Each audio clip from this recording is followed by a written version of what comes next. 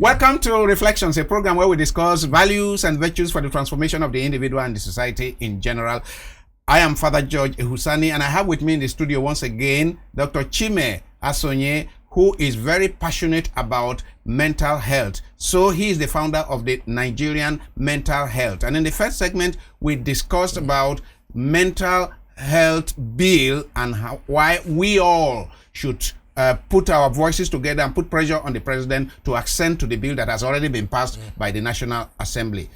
Chima, you're welcome once again. Thank you so much. Glad to be here. I would like to begin with, since you studied law in the US, yes, sir. I want to know, what is the mental health law, or what are the laws like presently in the US? I mean, we have been dealing in Nigeria with the 1958 mental health Lunacy Ordinance, which hopefully we shall throw out to decide. Yes. Now, what are the laws like in the US? Because you have, from my discussion with you in the first segment of this program, I got to discover that actually law is so important in the furtherance of the mental well-being of Nigerians. Law is so critical, because without law, how do you make appropriations? How do you put the structures in place? How do you fund those structures? So tell us what it is like in the US. So one of the things is that there's an old saying, what does not count cannot be managed, right? Yes. And that essentially means if nobody's tracking it, then no one's doing anything about it. And one of the things that America has is a robust system to try to track those with mental health conditions. So whether you're an applicant to school, you can mark that you have a mental health condition or other type of disability, so people will be aware. Tracking it at every level. So tracking it at a level, tracking it in employment, right? If you have a mental health condition, etc., because there's provisions for there needs to be a certain amount of hires that have a disability, right? So around 5%. So rather than discriminate against the people who it's affirmative. It's actually affirmative. Yes. And there's even a requirement for big organizations to hire. Yes, those with disabilities. And the question is that the Disability Act that was just signed also has some of these requirements, but how do we know? How do we track? How do we track between somebody who is physically challenged and somebody who is mentally challenged? So those are the issues that are facing. But the thing is that right now we're not even tracking it in Nigeria, right? So we haven't mainstreamed some of those provisions that we really need to. So in the US, they first track. If you apply to a job in the US, they'll ask you, what is your race, what is your ethnicity, what's your gender, and you can just choose to disclose or not disclose. They'll also ask you, are you a person with disability, and you can choose to decide to declare what kind of disability that you have, if you're a person with disability, including having a mental health condition, because they're part and parcel. So that's one of the things. Secondly, you can't be discriminated if you have a mental health condition. So nobody can refuse you to hire you. That's an area where we need to do a lot of work in this country. Yes. I don't think that if you apply to a job, in fact, they will mainstream the recruitment process to help you. They call it accommodations. Yes. A lot of people think of mental health disorders, but if you talk to people in the disability community, they'll talk about it as an impediment, because if society was structured differently, it would never be an issue. We wouldn't be a disorder. And a lot of people who even suffer this thing is because of the way society is structured. Right now, if the society is better structured, a lot of people will not fall into the negative side of the spectrum. Exactly. And it's our ideas of what is productive and things like that. So what we need to have is, we need to have reasonable accommodations for individuals who have mental health conditions. Sometimes, let's say if you have attention deficit disorder, in some places in America, they can have note takers to help take notes for you, right? Because it may be that you absorb information differently, but it's not that you can't do the things. It's just that how it's presented maybe needs to be presented in different ways, and etc. in schools, for example, I hope that our bill, bill that is coming now, the provisions include a lot of inclusiveness in schools. There should be. Because I'm a teacher. I taught in a teacher training college. Yes, sir. And I know that in a class of 30, you could have ADD, ADHD, candidates with ADD, candidates with ADHD, candidates with dyslexia, all kinds of conditions. Then you, of course, autistic people with autistic spectrum, and so on and so forth. These are all mental health conditions, challenging mental health conditions that the teacher must take into consideration. And these days, the society is moving towards inclusive classes, not that you separate people and put them in different types of segregated schools, handicapped schools. Yes, we have moved away. Yes. Global society is moving away from handicapped schools to integrated schools. Yes, I think if people just may have unique needs, but they're really just personal disabilities and they need to be accommodated as such. And I think that, we saw in America, if we're going to use that example, that separate but equal is not equal, because what happens is that there's not a focus or prioritization of certain types of institutions. And there's two things here. One is that when the Department of Mental Health is created in the Federal Ministry of Health, it's supposed to create best practice guidelines for public facilities. So that would include things like schools, et cetera. But I think the second thing is that we can't ignore the role of civil society, NGOs, and foundations in here. We hope that the bill will create financing and the right types of partnerships to incorporate those people into the conversation. You see, so they can really do their work in schools and Terra, other things. for example, which is why law is very important. Yes. In Terra here, we have a person who is physically challenged and in a wheelchair, and she told her story about all the struggles she had to go to school. She was admitted into a particular university, and she was put into a class, and there was no lift, and the class is 3 stories. 3 stories. Her class, 3 stories, and she's on wheelchair. Now, see the kind of affirmation work that needs to be done in order to get the school authorities. If you cannot put a lift, if you cannot make sure that this lady easily gets to her class, then bring her class to the ground. You can do some changes, structure it in such a way that her classroom is on the ground floor. Yes. Because she needs to get to class. You have admitted her. Yes. We have such problems. And this is for physically challenged. Yes. What about mentally challenged? That first of all, you can't see with your eyes, and yet they are to be taken into account and provided for from primary school to university. Well, I think that there's a couple of things. The first one is that just having a resources on standby, right? Do we have lay counselors in schools or in other facilities that someone can go to if they're having a breakdown, a mental health challenge, mental health condition, or anything like that, right? Those provisions. Every school is supposed to have a guidance counselor or but something they are like not. that. But many of them are those who read educational counseling. Yeah. But we're talking about somebody who has serious training. Whether it's mental health first aid or being a lay counselor, and there's trainings, and it's exciting that organizations like yourself are doing some of those trainings to help them. But we need more schools to understand that this is a priority and get their individuals trained. I think that's the first thing. One of the areas we would want to train people in is actually in our psychotrauma training, psychotrauma healing skills training is to get school counselors and school heads to come over for such training. Because the conduct of the administration will be different. The conduct of their counseling will be different if they are trauma aware. One of the areas of advocacy that I would want to go into seriously is what I brought out in my paper that I hope you read, which is on making our organizations and agencies trauma informed. Just to on this trauma, I was in law school, and a friend of mine, she got divorced during law school. And law school, as you know, you went through your graduate school. Graduate school is difficult. It's hard. It's already hard enough. You block out everything. Not to be going through the trauma of a divorce, right?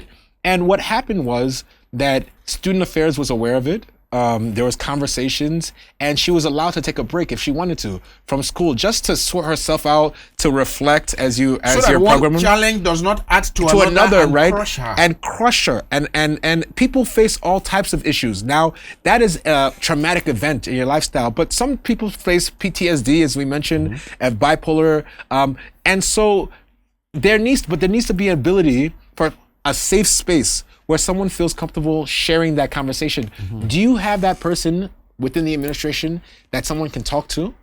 Right? A. B, do they feel comfortable sharing their story? And 3, that means that you have to publicize it. You need to advertise it as a value that's important in your organization. People need to understand it, because even if you say it, you write it down, but people don't embrace it. People don't understand it. People don't feel like you live that. They won't share the truth. And so what happens? They may not turn in their assignments. They may not talk in class, right? And they may not share their ideas. They may not want to collaborate with their peers. All these things hurting their educational or their employment abilities for teamwork and communication. And you think that they're bad students and you failed them. And the cycle continues And versus us making an intervention.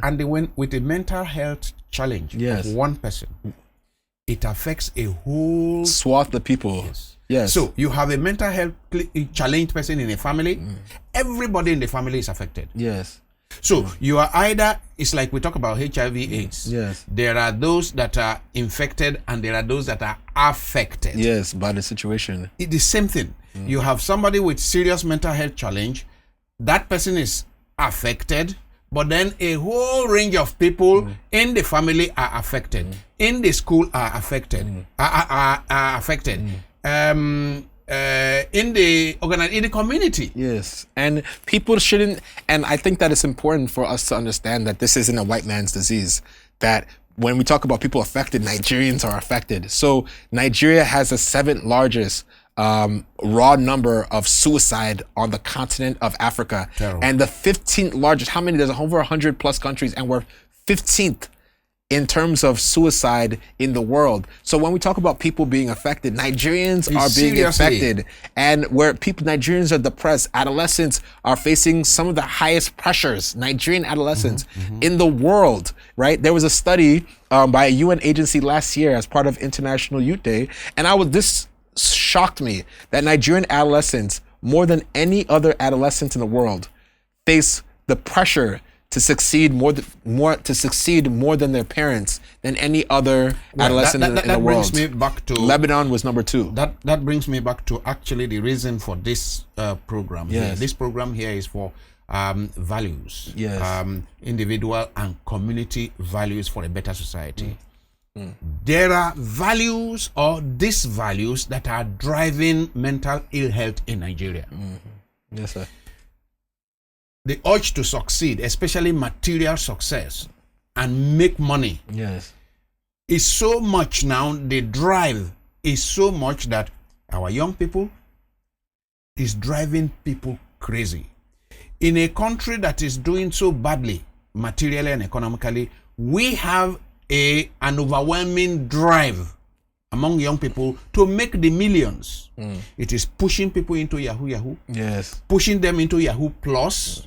I don't know if you know the one they call Yahoo Plus. You'll teach me, sir. Are you skilled in it? I don't know. Well, the terrible thing, most people know it, is that Yahoo Plus has to do with some superstitious juju or whatever it is that they combine to Yahoo.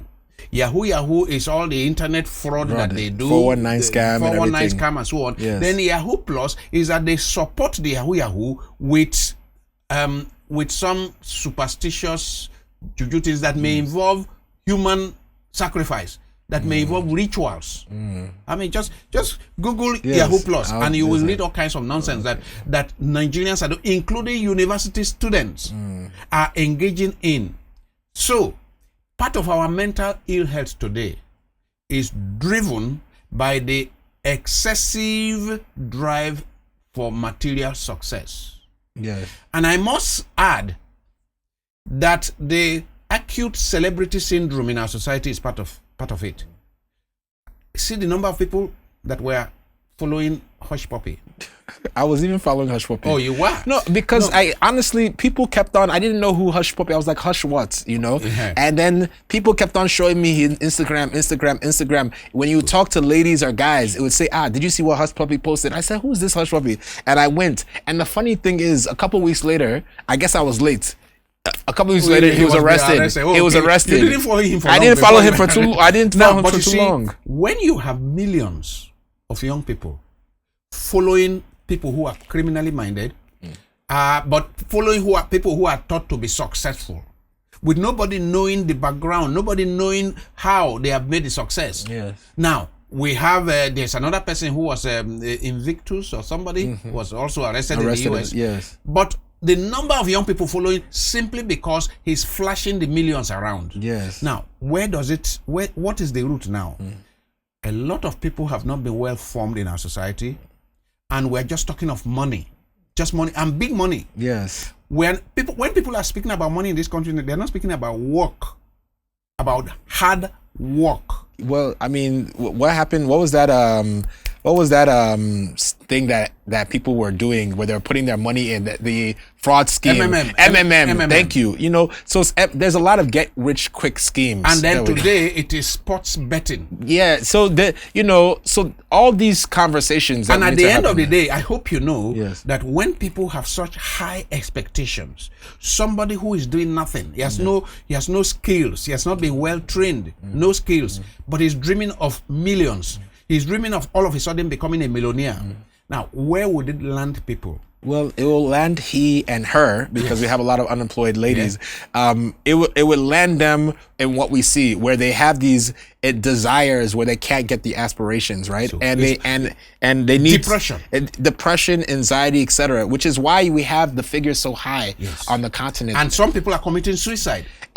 Like I said before, we have some of the highest rates on the continent. So what do we do about it? And we've been thinking about values. I think it's a good question. And one of the things we've been talking about is communal values, right?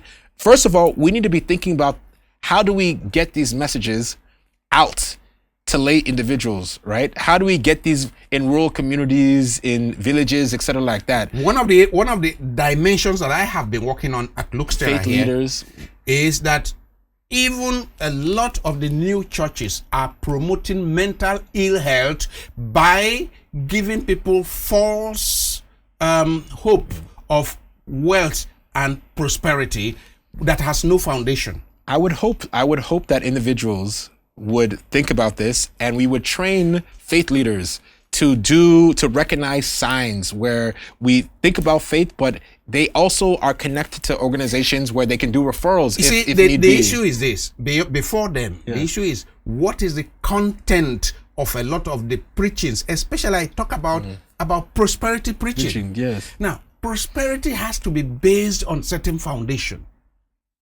You see the economy going down. You see a situation in our country where for the past 5, 6, 7 years, farmers cannot go to farm because of Boko Haram and insecurity and banditry. Yes. You see a situation where even in the Niger Delta, a lot of kidnapping.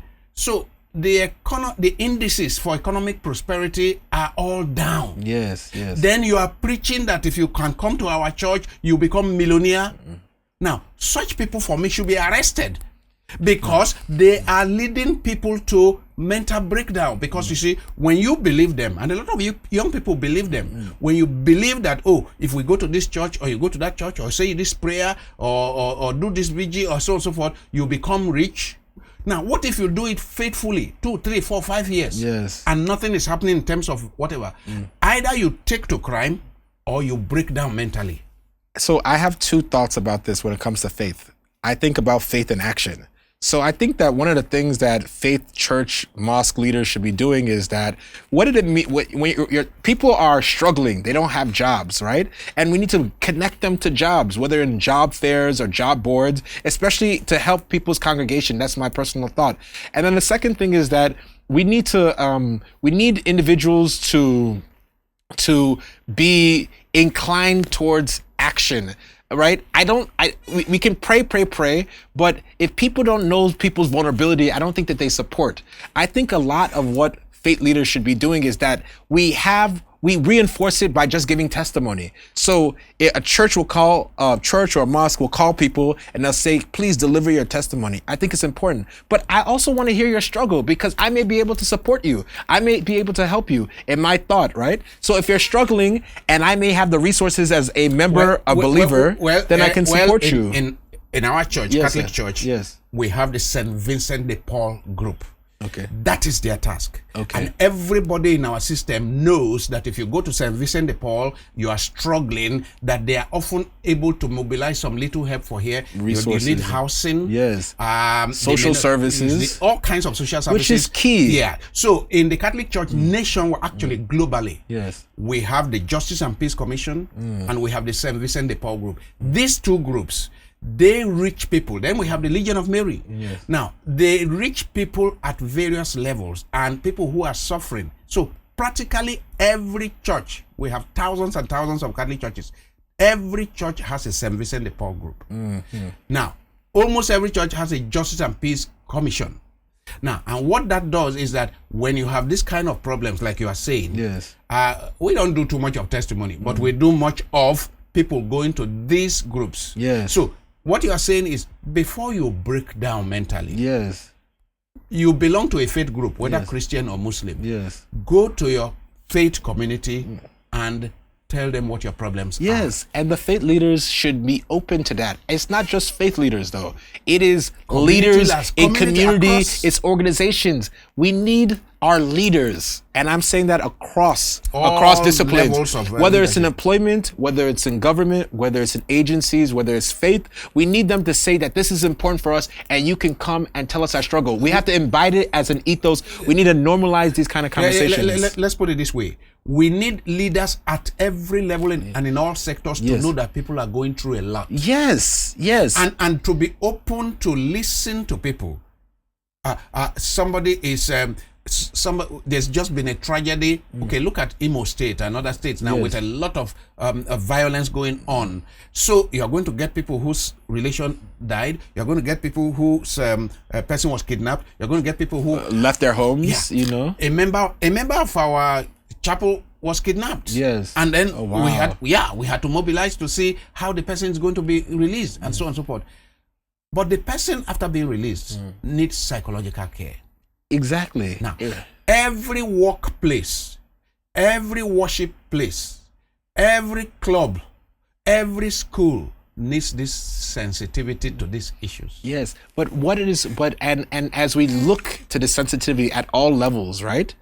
Who can be one of the best ambassadors to set the agenda? It's government. Is government by passing the National Mental Health Bill. That's why they're there, because they can help set the agenda for the people. They can help demonstrate the democratic values that we think are important. And so if they pass the National Mental Health Bill and the conversation that will form, hopefully it's just not a one-off, right? But like you mentioned about funding and financing, right? Or about testimony and discussion, hopefully that can start off a national conversations so it can distill, because government can't be everywhere. It can't be in the church. No. It's not in the practitioner that's going to you talking about their struggles, or in the community leader that's been kidnapped. Government won't resolve everything. But if people know that there's resources available to them, right? And we have the proper training.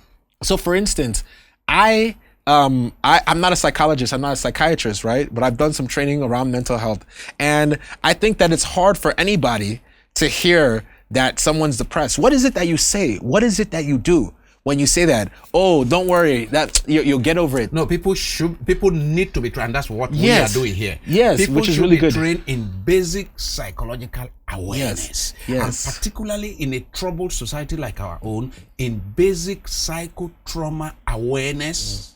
And then also to know where do you refer people to. Yes.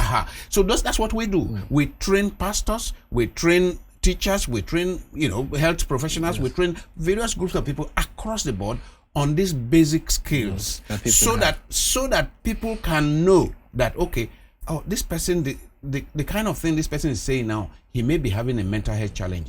Let me refer the person. Or she may be having a mental challenge. Let me refer the person to this person. And all imams and pastors should do the training. So, and if for some reason people can't go to a faith, like some people won't have access to you, and that's one of the big issues about access, right? We have great organizations like yours that are doing trainings, that are helping the community, that are helping your practitioners, but not everybody is connected to you. So we do have a resource at Nigeria Mental Health. We have our members have hotlines, for instance. So we have hotlines. Your website, once again, is www.nigerianmentalhealth.org. If people go on the front page, www.nigerianmentalhealth.org. And if people go to the homepage, you'll see mental health hotlines. And so if you call any of those, you can read the descriptions and decide which one makes more sense to you, whether it's geographically specific or if you have a specific concentration. You can dial those numbers and you can get help in your particular community. Wonderful. On that note, we bring this discussion to an end. I have been speaking with Dr. Chima